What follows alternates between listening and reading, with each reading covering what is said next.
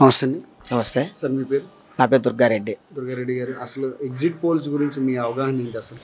సరే, exit polls అనేవి ఎవరికి వాళ్ళు అనుకూలంగా మాట్లాడుకొని రాసుకుంటున్నారు, చెప్పుకుంటున్నారు తప్ప ఎగ్జిట్ పోల్స్ అనేది గ్రౌండ్ లెవెల్లోకి రియాలిటీగా ఒక 8,000 నుంచి ఒక 10,000 శాంపిల్స్ తీసుకొని చేసినటువంటి ఎగ్జిట్ పోల్స్ అయితే మనం నమ్మొచ్చు. కానీ ఎవరికి అనుకూలంగా వాళ్ళు ఇప్పుడు ఏబిఎన్ చెప్పారు అనుకోండి, లేదా కేకే సర్వే అని చెప్పారు, ఎంత దారుణంగా చెప్పారంటే ఆ కేకే సర్వే అనేది 164, 161 అబోవ్ అని చెప్పేసి అది నమ్మడానికి నమ్మశక్యంగా లేదు. అంటే గతంలో ఆ సర్వే వైఎస్ఆర్సీపీకి 151 సీట్లు కానీ 140 సీట్లు పైన వస్తాయని చెప్పడం కూడా జరిగింది. అప్పుడు గెలవడం కూడా జరిగింది. మరి దాన్ని ఎందుకు తప్పుగా భావిస్తున్నారు మీరు? లేదు, గతంలో వాళ్ళు 150 సీట్లు అయితే చెప్పలేదండి.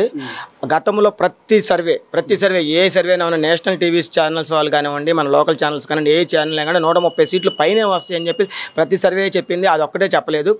పోయిన సంవత్సరం అంటే 2019లో జరిగిన ఎలక్షన్లో ప్రతి వాళ్ళు చెప్పారు, ఒక కేకే సర్వే మాత్రమే చెప్పలేదు. నేషనల్ సర్వేస్ కూడా కూటమి గెలుస్తాయని చెప్తున్నారు. మరి దాని గురించి ఏం చెప్తారు? నేషనల్ సర్వేస్ కానీ నేషనల్ ఛానల్స్ ఏవైతే ఉన్నాయో అవన్నీ నరేంద్ర మోడీ గారి ఒక హస్తంలో ఉన్నాయి, వాళ్ళ చేతిలో ఉన్నాయి. కాబట్టి ప్రతి నేషనల్ ఛానల్ కూడా ఆ ఎన్డీఏ అని చెప్తుంది, కానీ ఎక్కడ లోకల్ పార్టీలు చెప్పలేదు. ప్రతి చోట ఎన్డీఏ అని చెప్పుకుంటూ వచ్చింది.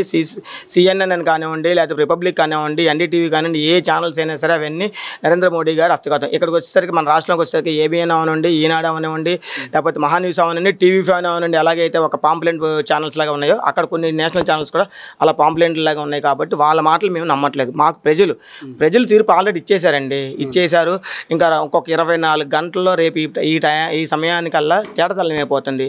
భారీ మెజార్టీతో మళ్ళీ జగన్మోహన్ రెడ్డి గారు రెండోసారి సీఎంగా ప్రమాణ స్వీకారం చేయబోతున్నారు. అంటే రాయలసీమ నుంచి కానీ ఇక్కడ ఉత్తరాంధ్ర వరకు ఒక్కొక్క పార్టీగా తీసుకుంటే ఎవరికి ఏ రాయలసీమకి ఎన్ని వచ్చే అవకాశం ఉంది, లేదా ఉత్తరాంధ్రకి ఎన్ని వచ్చే అవకాశం ఉంది, ఇటుపక్క ఉదయ గోదావరి కానీ కృష్ణా గుంటూరు ఇలా ఎన్ని వచ్చే అవకాశాలు కనుక? రాయలసీమలో 52 సీట్లు ఉన్నాయి.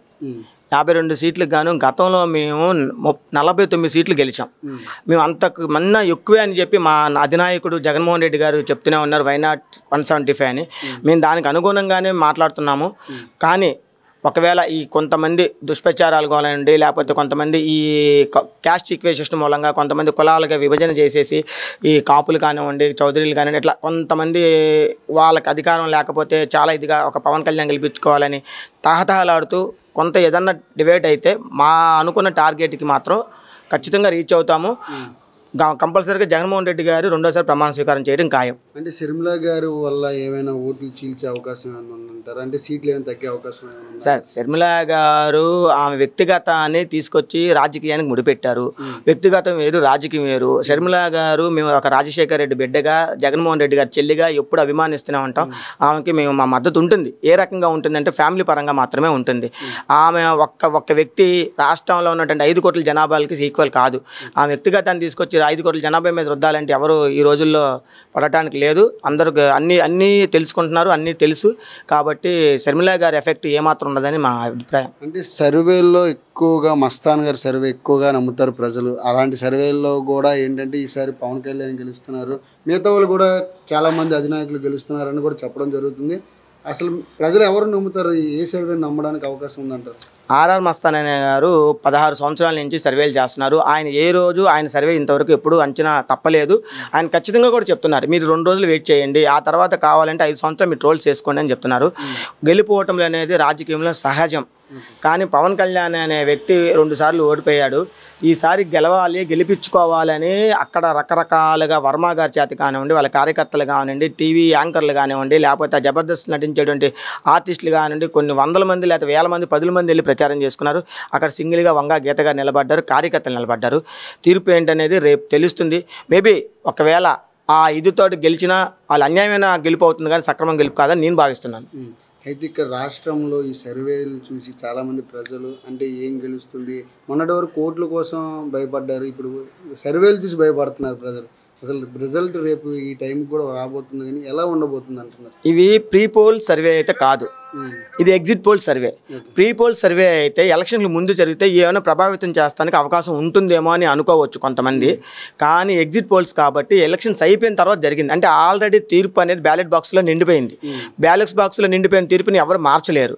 ఆల్రెడీ ప్రజలు కానీ పేద ప్రజలు అనేవాళ్ళు, బడుగు బలహీన వర్గాలు కానివ్వండి, ఎస్సీలు ఎస్టీలు కానీ, మైనార్టీలు కానీ అందరూ జగన్మోహన్ గారి పక్షాన్ని నిలిచి ఉన్నారు.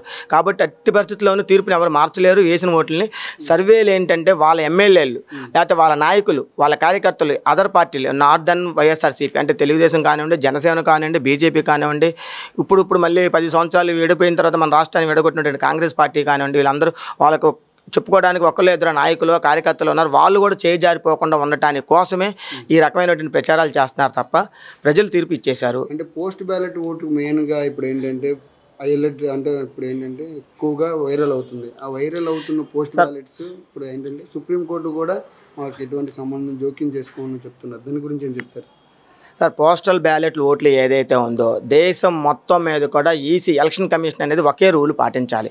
కానీ ప్రత్యేకంగా మన ఆంధ్రప్రదేశ్కి ఎప్పుడైతే డీజీపీని చేంజ్ చేశారో, ఎలక్షన్ కమిషన్ ఇచ్చారో, ఎన్డీఏతో పొత్తు పెట్టిన దగ్గర నుంచి నారా చంద్రబాబు నాయుడు కానీ పవన్ కళ్యాణ్ గారు చేస్తుంది ఏంటంటే వ్యవస్థలు మేనేజ్ చేయటం.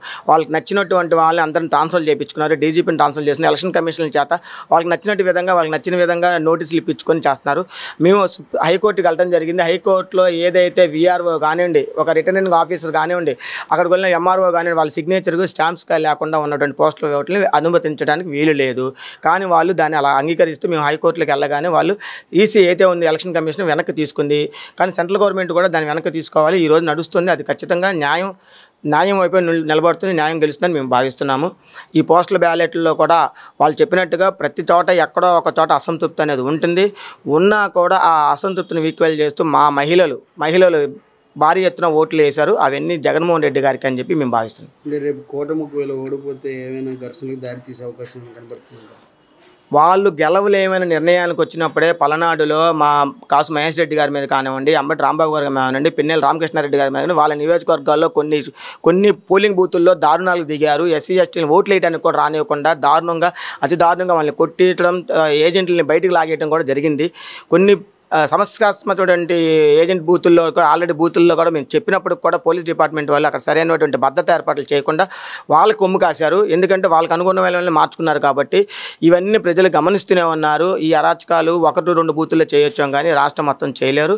ఖచ్చితంగా మళ్ళీ రేపు జగన్మోహన్ రెడ్డి గారు 2వ సారి ప్రమాణ స్వీకారం చేస్తున్నారు. అయితే రేపు ఈ టైంకి ఎలా ఉండబోతుంది రాష్ట్రంలో? ఈ రాష్ట్రంలో రేపు ఈ పార్టీకి వైఎస్ఆర్సీపీ పార్టీకి సంబంధించిన కార్యకర్తలు కానివ్వండి, నాయకులు కానివ్వండి, అభిమానులు కానివ్వండి సంబరోత్సవాలలో మునిగి తేల్తారు. మరి అదేవిధంగా అపోజిషన్ ఎన్డీఏ అయితే ఏదైతే ఉందో వాళ్ళందరూ చట్టాబొట్టా సర్దుకొని వాళ్ళు పారిపోవడానికి, లేకపోతే ఇంట్లో కూర్చొని వాళ్ళు ఏంట్రా మనకి ఈ పరిస్థితి అని చెప్పేసి బాధలో వాళ్ళు ఉంటారు, ఆనందోత్సవాలు మేము ఉంటాం.